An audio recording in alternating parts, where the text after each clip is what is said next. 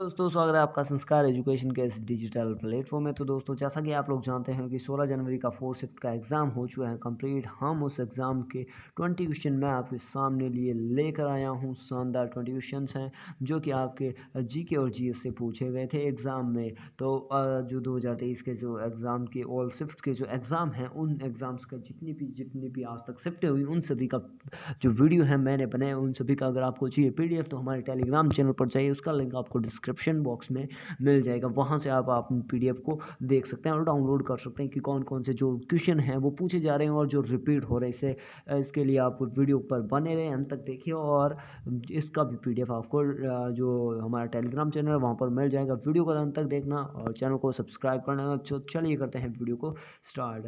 आपके लिए पहला प्रश्न, तो विपक्ष से राष्ट्रपति उम्मीदवार कौन था? यानी जो अभी राष्ट्रपति हाल ही में बनी हैं उनके विपक्ष में कौन था? द्रौपदी मुर्मू को भारत की 15वीं राष्ट्रपति के रूप में चुना गया था। उन्होंने चुनाव में विपक्षी उम्मीदवार यशवंत सिन्हा को हराया था, जिसका परिणाम गुरुवार 21 जुलाई 2022 को घोषित किया गया था। यानी जो आपके पूछा गया विपक्षी उम्मीदवार कौन है, तो विपक्षी उम्मीदवार हो जाएंगे आपके यशवंत सिन्हा। उसके बाद में देखते हैं नेक्स्ट क्वेश्चन। नेक्स्ट क्वेश्चन आपके आता है कि 2022 में पैरा ओलंपिक किस देश में हुआ था?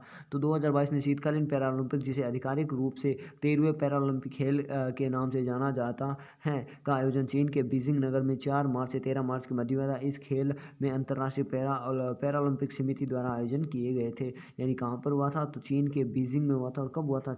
4 मार्च से 13 मार्च के बीच में हुआ था। उसके बाद में चलते हैं नेक्स्ट क्वेश्चन। नेक्स्ट क्वेश्चन आता है भारत का 16वां अटॉर्नी जनरल कौन है? यानी भारत का जो 16वां अटॉर्नी जनरल है वो कौन है? भारत के वर्तमान अटॉर्नी जनरल आर वेंकटरमणि हैं, जिन्हें 1 अक्टूबर 2022 में 3 साल के लिए नियुक्त किया गया है। ये भारत के 16वें अटॉर्नी जनरल हैं। कितने हैं? 16वें हैं। कितने साल के लिए नियुक्त किया है? तो इन्हें 3 साल के लिए नियुक्त किया गया है। उसके बाद में चलते हैं नेक्स्ट क्वेश्चन की ओर। नेक्स्ट क्वेश्चन आपके आता है, मौलिक कर्तव्य कितने हैं और कौन से अनुच्छेद में हैं?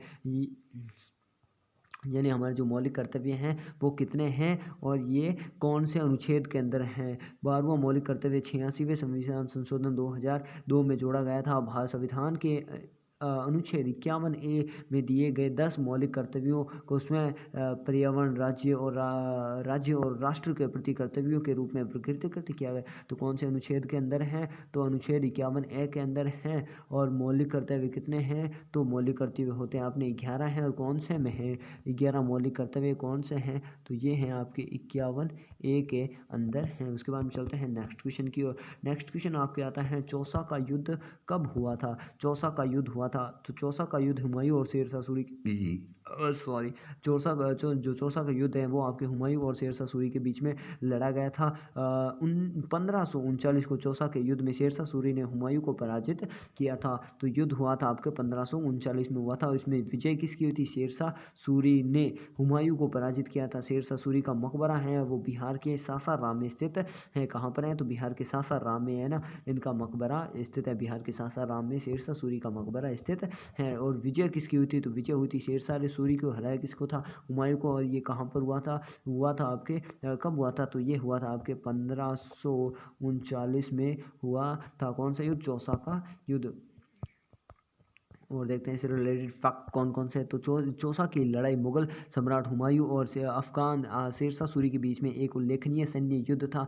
यह 26 जून 1939 को चौसा में लड़ा गया था। शेरशाह सूरी विजयी हुआ। उसने खुद हो फरीद अल दीन शेर ताज पहनाया था। मतलब इसने यहाँ पर एक खुद को उपाधि धारण दी थी, वो थी फरीद अल दीन शेरशाह।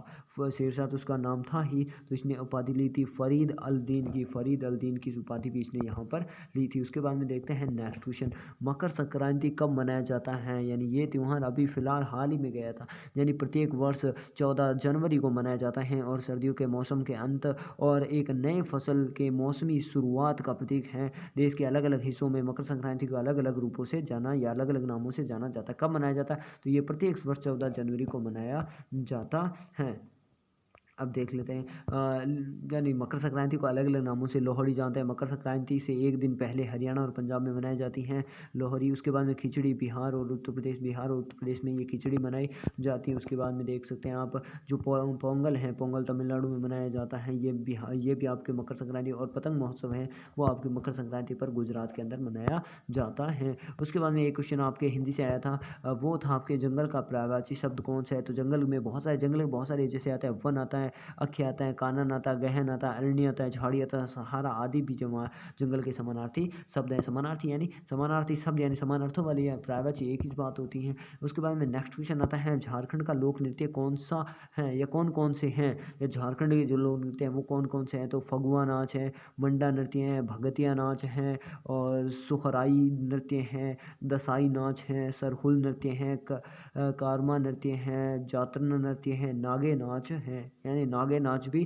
झारखंड में नागे नाचे, झारखंड में कैसे नाचे, नागे नाचे, झारखंड के अंदर मैं ऐसा कह रहा हूँ नाच है नागे नाच, तो ऐसा है लेकिन ऐसा नहीं है आप ऐसा कहो झारखंड, ये कोई मेरा इंटेंशन ऐसा कुछ नहीं है। तो चलिए ये जो नाच है वो आपको बताने की कोई ट्रिक ऐसा हो सकता है, कुछ कैसे भी हो सकता है, ऐसा बुरा नहीं मानना चाहिए।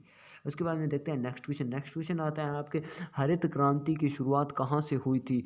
यानी ग्रीन रेवोल्यूशन की शुरुआत 1966 से 1960 यानी 1966 से 67 में हुई थी। यह सर्वप्रथम मैक्सिको के प्रोफेसर नॉर्मन बोरलॉन्ग ने शुरू किया था। कहाँ इसने, तो नॉर्मन बोरलॉन्ग ने शुरू किया था। उसके बाद में देखो पंजाब में 1960 के दशक में शुरू हुई हरित क्रांति ने राज्य में तेजी से कृषि क्षेत्र का विकास किया, लेकिन अब इसे मंदी का सामना करना पड़ रहा है। यानी अब फिलहाल ये जो हरित क्रांति है उसका जो ग्रोथ रेट है वो धीरे धीरे डाउन में जा रहा है। नेक्स्ट क्वेश्चन आता है, राज्यों में मंत्रियों का विभाग का बंटवारा कौन करता है।